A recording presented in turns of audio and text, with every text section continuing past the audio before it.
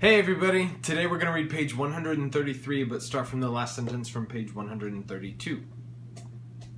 Break a rule in front of her, put just one toe out of line, and she'd whisk off for Filch, who'd appear, wheezing, 2 seconds later. Filch knew the secret passageways of the school better than anyone, except perhaps the Weasley twins, and could pop up as suddenly as any of the ghosts.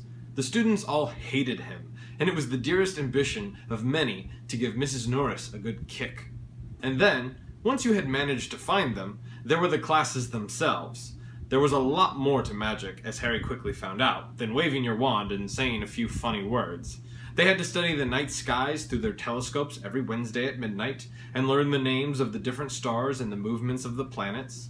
3 times a week, they went out to the greenhouses behind the castle to study herbology, with a dumpy little witch called Professor Sprout, where they learned how to take care of all the strange plants and fungi and found out what they were used for.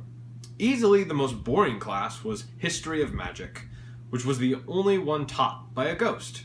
Professor Binns had been very old indeed when he had fallen asleep in front of the staff room fire and got up next morning to teach, leaving his body behind him. Binns droned on while they scribbled down names and dates and got Emmerich the Evil and Urich the Oddball mixed up. Professor Flitwick, the charms teacher, was a tiny little wizard who had to stand on a pile of books to see over his desk. At the start of their first class, he took the roll call, and when he reached Harry's name, he gave an excited squeak and toppled out of sight. Professor McGonagall was again different.